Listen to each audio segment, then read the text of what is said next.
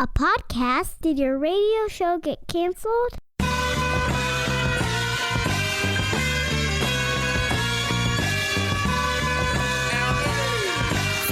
Fire.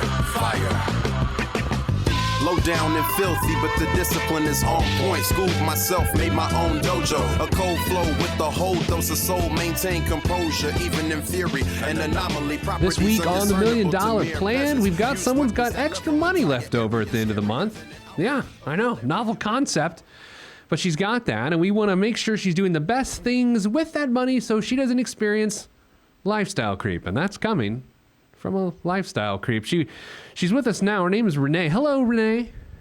Hello. Welcome to the show. Is this the first time you've ever been on a $1 Million Plan podcast? It sure is. Oh, there's a first for everything. Help us understand why you're here today. Sure. Well, we budget really well, and we've tried to prioritize saving over the last couple of years. And now that we have a new baby and all, we have about $1,000 left at the end of each month after daycare. A new baby? Here. We do. We do. I'm 3 nervous. months next week. Okay, don't give me names. It's a boy, 3 months, you said? Mm-hmm. You get any And sleep? it's a boy.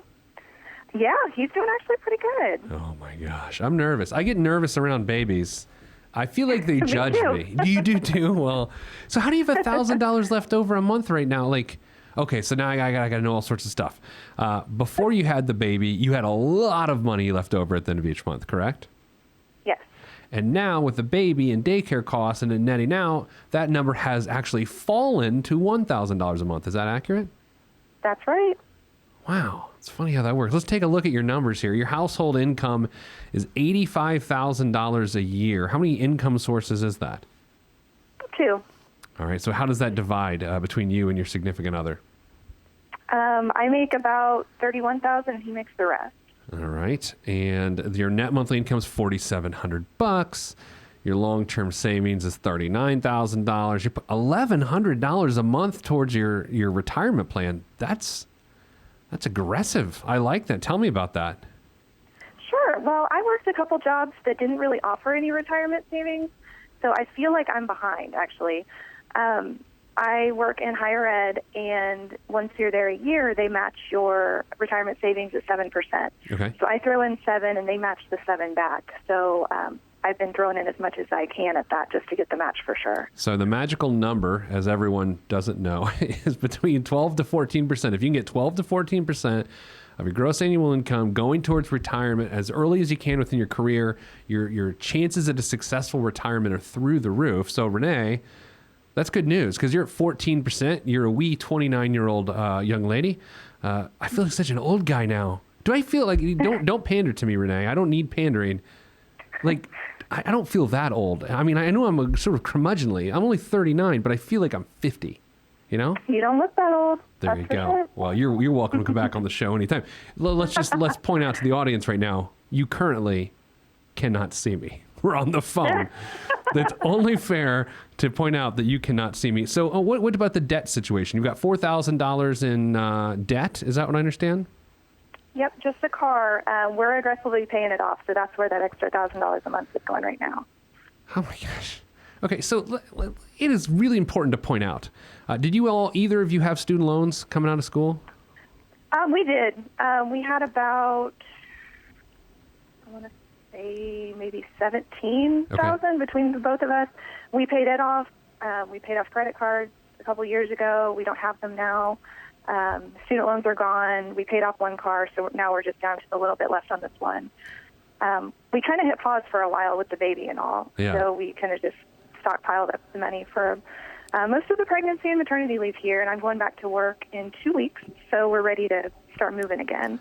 So yeah, that's why I'm here, just trying to figure out what to do with it now. As soon as we get this car done, we're pretty much, I don't know what to do. Yeah, so I don't have a goal anymore. So how long have you been at $86,000 of income? Pretty much just this year. He switched jobs when I found out I was pregnant so he could be home. He was traveling a lot. So now he's home all the time, and the new job is treating us very well. Is he handy around the house? He is. Okay. He is. I let him live here, that's for sure. I'm not convinced by your answer that he's handy around the house. I help a lot. Okay, that's what I'm about to say. Like, because it turns out I have no measurable skills around the house. So, okay, when did you get married? How old were you when you got married? 24. Okay, so so you didn't always make 86,000. You made less than that, right? Oh, absolutely. This is probably over double what we made when we got married. Okay, so I don't know how you feel about your own situation because it's kind of hard to see your own situation for anything other than what it is. But I have some perspective on this. Every time I see people that make significantly a lot more money than you make as a household, and they don't have as much stability as you and your household has, I'm now forever going to think about your situation because on $86,000 a year, you guys are crazy stable. And the result of that is your $1 million day is really not too far away. It's January 22nd, 2039. I've got you projected to be a millionaire. And that is if you don't take that extra $1,000 a month and put it towards the long term. That's assuming you're taking the $1,000 a month and putting it to the short or midterm. And the result of all of this is by the time you're 67, you'll have $4.06 million at your current pace. $9,500 a month net monthly income, which after inflation will feel about like $3,700 a month. Now, as we go and think about what your current take-home pay a month is right now, Bree, can you pull that back up real quick? There we go. $4,700 a month. In other words, you're only $1,000 off in retirement from what you're making right now. And with that income right now, you're making serious progress. I love your situation. Awesome. So I like the 4 whatever million for sure. No, I mean, here's the crazy. Doesn't it seem like monopoly money though? I mean, if we're being honest. Oh, absolutely. It does. Every time I do these, I'm like, wouldn't that be nice? Well, I mean, because it just seems that's the byproduct though of having a goal 38 years away or something, right? Mm-hmm. What sort of mid-term or short-term goals do you have? Obviously, retirement is pretty well taken care of at this pace. What other goals do we have to work on? Well, I know a lot of people are like, if your interest on your house payment isn't very high, just stay the course and pay the house as you go. Okay. And not to prioritize it. I kind of want to pay my house off. All right. So I've got so many goals there. Like, should we go ahead and focus on that and throw some money on that to get the house paid down, or just stay the course and throw a lot in retirement and live on a little bit, or really, what should we do? I love this question. First of all, you are the primary driver of financial decisions in your house, aren't you? Oh, yeah, we talk about everything, but I keep the numbers for sure. Okay. And does Mr. Renee, what's his role in this? Is he reluctantly on board? Is he on board? Is he not on board? Where is he? Oh, he's on board. It feels that way. way. Okay. Tell me your housing situation. How much is your house worth if you had to sell it right now? Probably around $1,000. Or sorry, not $1,000. $100,000. Okay, $100,000. What area of the country are you in? The Midwest. We're in Kansas. Okay. You know how bad I want to say we're not in Kansas anymore. Anyway, so $100,000, and then what's your interest rate? 3.25. 30-year or 15-year? 15. When did you take out the loan? 2 years ago this month, actually. How long will you stay at this house? I would guess at least maybe 4 or 5 more years. Okay, here's what I'm thinking. I'm thinking if you pay off aggressively, clearly the payments you're going to be making are going to go straight to increase your net worth because you're going to be paying off a debt, just as though you were saving the money. Sure. But if you're going to leave in 4 or 5 years, then the real issue becomes how important is it to pay down your house if you're going to move in 4 or 5 years? Because number one, I assume you're just going to use whatever equity you have in your home to put in down payment on another home, which right. You could grow that equity faster, or you could grow that amount of money faster if you're investing it at a rate higher than 3.25% in some sort of investment over the next 4 or 5 years. Okay. You know what I mean? Like that, but that's the challenge, right? There's no fixed rate 3.25% interest instrument you can use in the next 4 or 5 years. You wouldn't be wrong to pay down your debt aggressively, but I think you'd be better served to hit some of your other goals. Is college funding important to you? I know your new guy isn't old enough to really even know what college is, but is that important to try to fund that? It is. We have a 529 for him. We started the day I got his Social Security card. But the thing is, I have kind of an interesting situation on that, too. Okay. I work in higher ed. Sure. And I can speak for my current university. I don't know what life is going to look like here in 18 years or so. But my current school will pay for dependents to go. We'll pay all of their tuition and everything, too. So how aggressively should we save in that 529 as well, if that's going to be an option? Maybe not at this school, but wherever we end up later on down the line, too. All right. So I love this question. And to clarify, in higher ed today, if you work at a university, a lot of times, I believe they call it tuition remission. Is that correct? Yes. And Yes. it basically means if you work there, your kids can go in tuition free. This is primarily why Mrs. Planner, I've on like this multi-year campaign to convince her to go into higher ed. It's fun. I'm half joking. The water's warm. Come on in. The water's warm. It's because the kids are drunk and they're peeing in the pool. No, I'm just kidding. That's not actually. It's actually true. So the challenge here is my concern is long term. You don't know how long the culture of tuition remission is going to remain. Exactly. So there's a chance that let's explore all the angles. You put a bunch of money into 529, tuition remission still around, you take advantage of it, and then you got all this money into 529, and you're going to have some negative ramifications of trying to get back out for another use. So that's option one. Option two, tuition remission goes completely away. You got a bunch of money into 529, you're good to go. Option number three, you use another vehicle as a backup funding source instead of a 529, something like a Roth IRA. And then you can use it for college education, or if you don't need it for college education because of tuition remission, which is really fun to say, then it's there for retirement. Okay. Are you putting money into a Roth IRA right now? We are. Yeah. How much a month? I do 8% of my income, and my husband does 5%. Wait, you're doing that into a Roth 401k or a Roth IRA? IRAs. Really? I've never heard someone say they're putting a percent of their income into a Roth IRA. You know what I mean? Well, yeah, I was trying to get to 15% because that was a number I felt good about for each of us total. And then my work's match kicked in, so I'm actually at 22%. I'm trying to catch up from all those years that I was bad and didn't do anything. So wait, your work doesn't match into a Roth IRA. No, I'm sorry. They match into Your my 403B. 403B. Okay. So what is the dollar amount do you think that you're putting in? I mean, you can put in just under $900 a month as a couple into Roth IRAs. What do you think you're putting in right now? I know 140 for me and about 210 for him.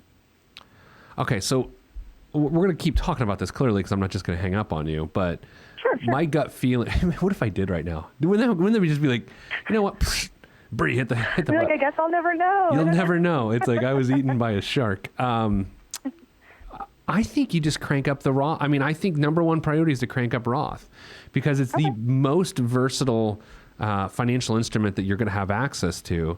It's going to help with college if you need it to. If tuition remission is around, then you're just using it for retirement. So I would take it all the way. I believe the math is $416 a month each. Let me verify that. I'm out of math. We're recording this on a Thursday afternoon. I ran out on Tuesday afternoon.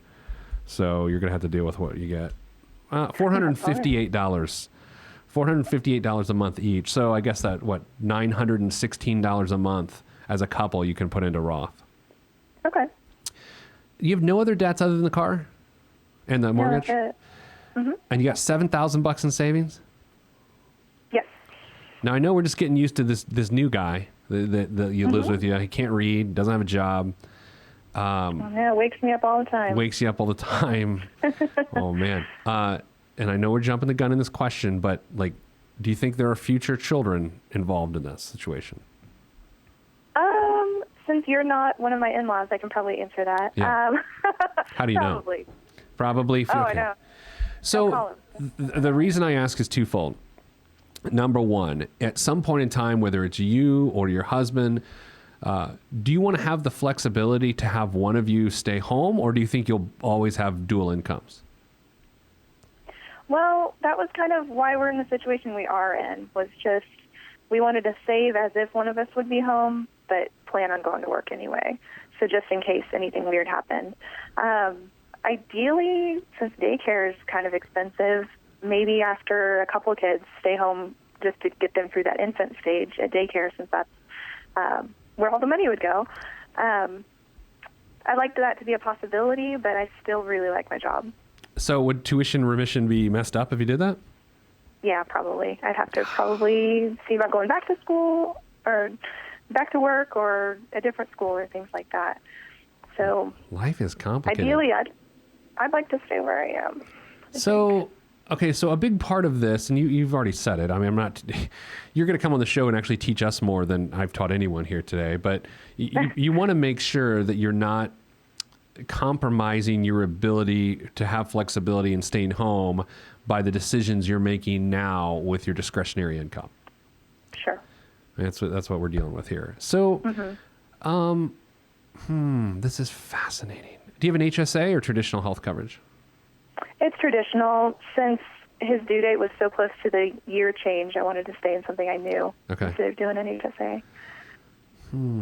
Okay, so what I would do is definitely crank the and you have $1,000 a month, like right now, that you're looking to do something smart with, right?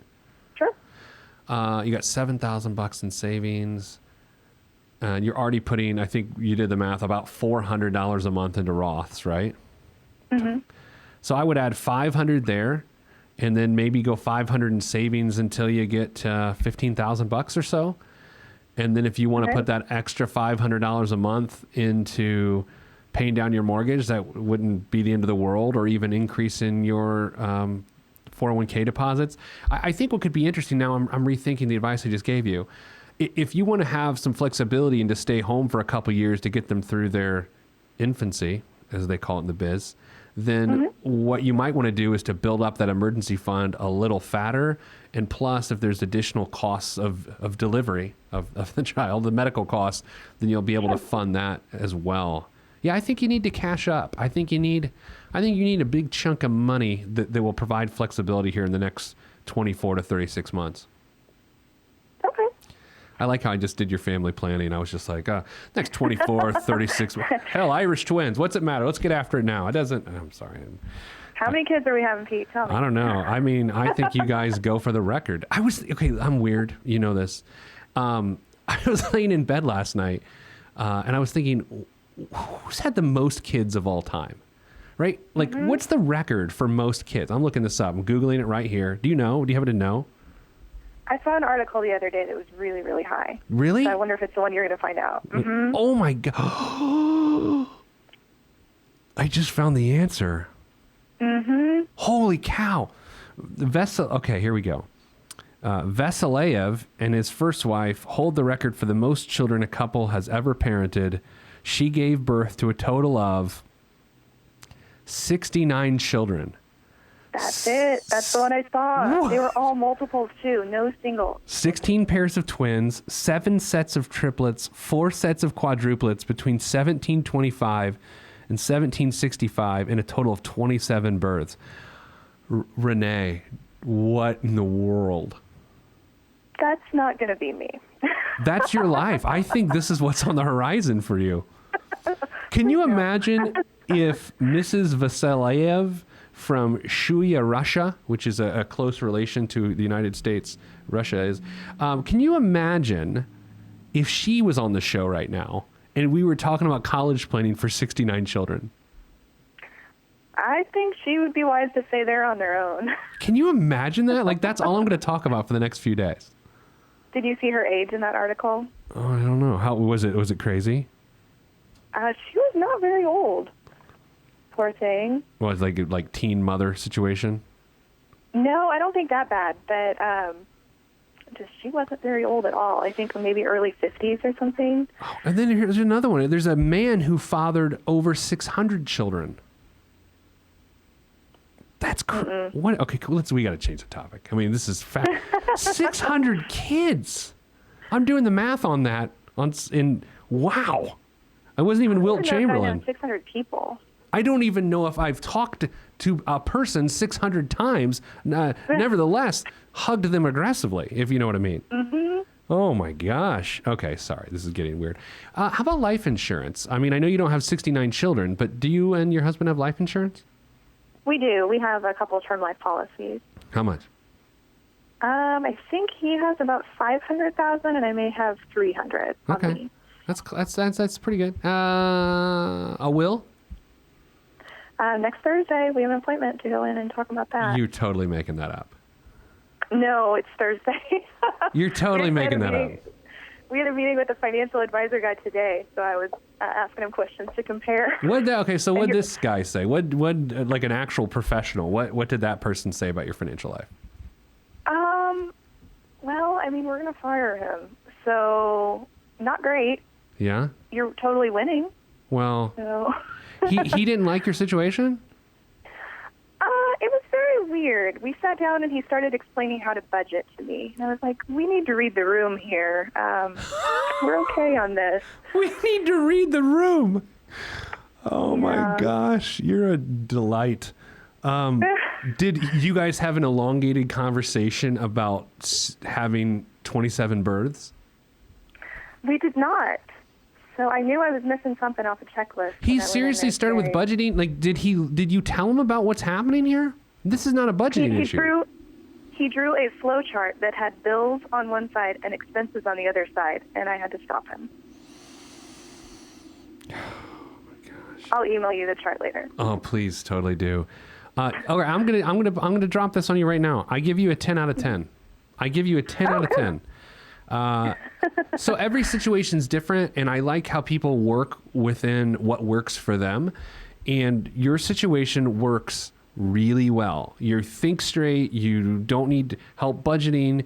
You're managing your debt well. Your power. Have you ever run your power percentage? If you would let me count the car payments that we're doing right now, it would be much, much higher. I'm not going to let you do that. What is it? What's the number? 29 without the car payments. Okay, well, you're not counting the car payments, so 29's solid. And does that include the $1,000 a month you're going to put away? No, right now it's going to the car, so it's kind of just being absorbed right there. Okay, stop. Oh, well, I guess you want to try to get that car done, what, the next couple months, 3 months? Yeah. As soon as I'm back to work and have normal paychecks coming back in, that thing's going away. Okay, well, then your power percentage is flying up in the 40s. Mm-hmm. Oh, my God. If you let me run it, it's 44.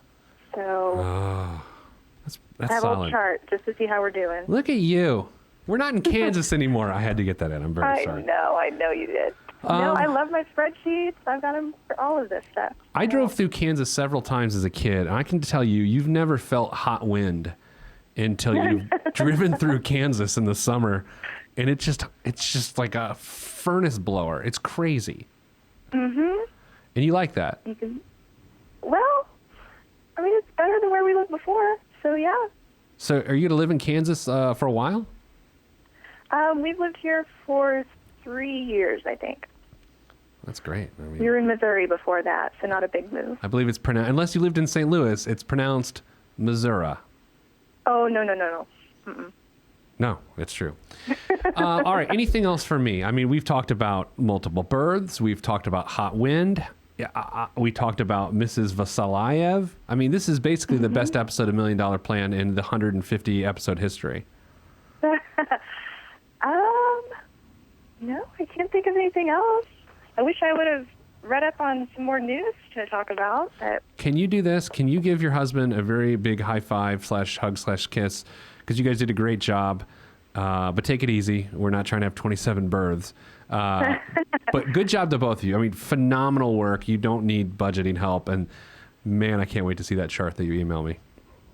Oh, I'm going to. It was fun. Good. All right. Well, thank you. Good job. Keep it up. Hit that 44% when that card's paid off. And I love it. Great job. All right. Thank you so much. My pleasure. Now, if you want to be on the $1 Million Plan, be on the $1 Million Plan. We'll talk about all sorts of creepy stuff like 27 births and 69 children. Go to PeteThePlanner.com/podcast. We'll go from there. That's it. I'm Pete the Planner. Peace. If you want to be on this podcast and have Pete fix your money life, then hit us up at PeteThePlanner.com/podcast. You heard me. PeteThePlanner.com/podcast. Log on. This is for information purposes only. It's not the source of financial planning device. Consult a financial advisor. Released from Everest, the fresh is fresh, and you can call me E.T. Word to John Tesh. Let me bless this harmonic presentation. It's amazing, so amazing. I'm the reason. Salutations, I bring you love, trying greetings from a faraway land. I am the sole controller. Put the remote down and let me take control. You're now a part of my zone, so enjoy yourself. Love Tron can restore your health. I bring you greetings, salutations. How you doing? And is that how y'all say it? The tinkling of the keys is an homage to the little star. I sojourn over poetic descriptions of sound and travel to my other world.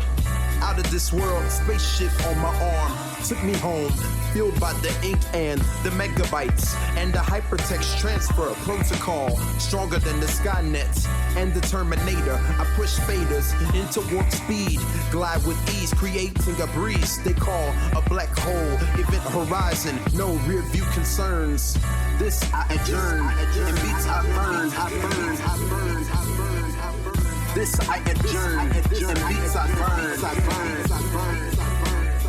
Salutations, I bring you love, trying greetings from a faraway land. I am the sole controller. Put the remote down and let me take control. You're now a part of my zone, so enjoy yourself.